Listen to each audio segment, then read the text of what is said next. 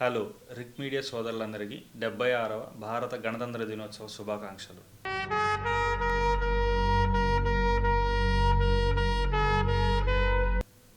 ఇండియాలో కాన్స్టిట్యూషనే అన్నిటికంటే గొప్పది.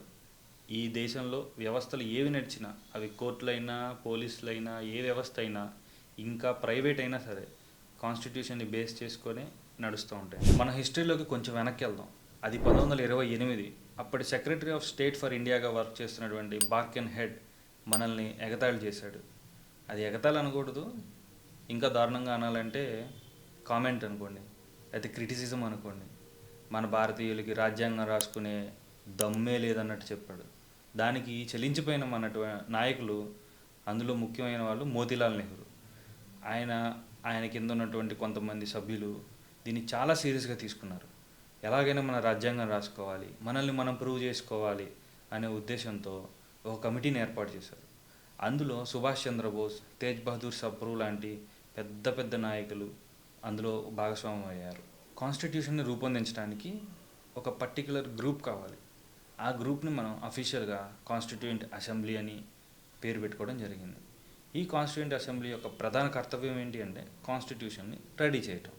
కాన్స్టిట్యూషన్ అసలు అంటే ఏమిటి, అక్కడ మొదలైనది ఈ దేశానికి ఆ కాన్స్టిట్యూషన్ ఎంతవరకు ఉపయోగపడుతుంది, ఎలా ఉపయోగపడుతుంది అనే దాని గురించి చేసిన అధ్యయనంలో ఈ కాన్స్టిట్యూషన్ మనకు అందివచ్చడానికి వాళ్ళు పడిన శ్రమ అంతా ఇంత కాదు. అది 1939 రాజగోపాలాచారి కాన్స్టిట్యూషన్ అసెంబ్లీ దాని యొక్క ఇంపార్టెన్స్ గురించి డిమాండ్ చేసినటువంటి టైం. అయితే 1937లో గవర్నమెంట్ ఆఫ్ ఇండియా యాక్ట్ ప్రకారము మనకి ఎలక్షన్స్ జరిగినాయి.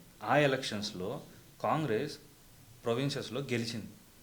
అయితే 1939లో వచ్చినటువంటి వరల్డ్ వార్ 2లో బ్రిటిష్ హెడ్ అయినటువంటి బ్రిటిష్ ప్రైమ్ మినిస్టరు ఈవెన్ మన నాయకుల్ని సంప్రదించకుండా, మినిమం రెస్పెక్ట్ లేకుండా భారతీయులు, భారతదేశము మా కోసం యుద్ధం చేస్తుంది అని ప్రకటించాడు.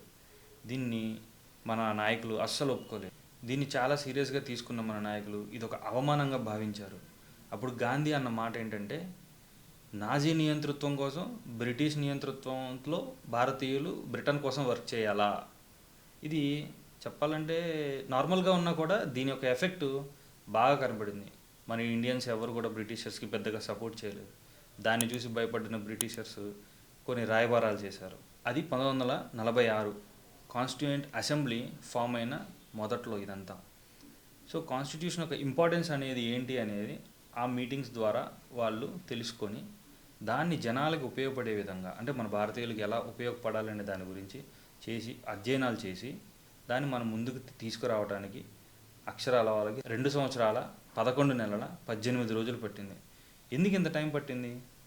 ప్రపంచంలో ఆల్రెడీ ఉన్న దేశాలు, వెల్ ఎస్టాబ్లిష్ అయి ఉన్న దేశాల్లోని రాజ్యాంగాన్ని తీసుకొని వాటిల్లో ముఖ్యమైన విషయాలను సేకరించి అవి మన భారతదేశానికి, మన ప్రజలకి ఎలా ఉపయోగపడతాయి అనే దాని గురించి అధ్యయనం చేసి దాన్ని మన ముందుకు తీసుకురావడం జరిగింది. కాన్స్టిట్యూషన్ని రూపొందించే బాధ్యతను బెనగల్ నరసింహరావు ఆయన భుజాల మీద తీసుకోవడం జరిగింది.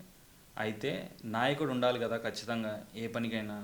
డాక్టర్ బిఆర్ అంబేద్కర్ గారి యొక్క తెలివితేటలు, ఆయన సామర్థ్యాన్ని గుర్తించిన నాయకులు ఆయన్ని ఆ డ్రాఫ్ట్ కమిటీకి ఒక చైర్మన్గా చేయడం జరిగింది.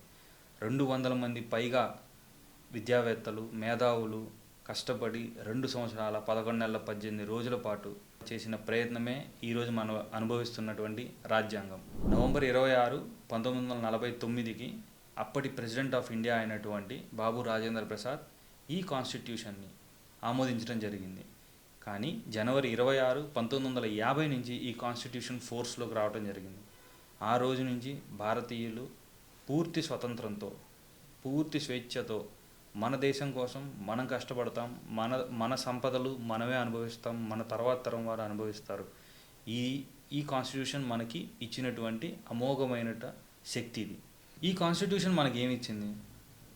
మనం ఎలా బ్రతకాలో ఇచ్చింది, ఏం చెయ్యాలో ఇచ్చింది, ఏం చేయకూడదో ఇచ్చింది. ప్రజలకు నాయకులు ఏం చేయాలో చెప్పింది, ప్రజలకు నాయకులు ఏం చేయకూడదో కూడా చెప్పింది. సో మనం ఇంత కష్టపడ్డ మన నాయకులకి ఖచ్చితంగా మనం రుణపడి ఉండాలి. అట్ ద సేమ్ టైం మనం గౌరవించుకోవాలి మన రాజ్యాంగాన్ని. ఎంత తిరిగినా, ఏం చేసినా, ఎక్కడున్నా మన దేశమే మళ్ళీ మనకు ఆశ్రయం ఇస్తుంది. మన దేశాన్ని కాపాడుకోవాల్సిన బాధ్యత మనందరి మీద ఉంది.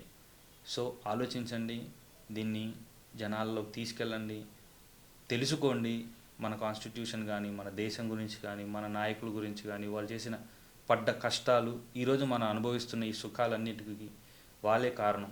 So respect the nation, respect the constitution, respect our freedom fighters. జై హింద్.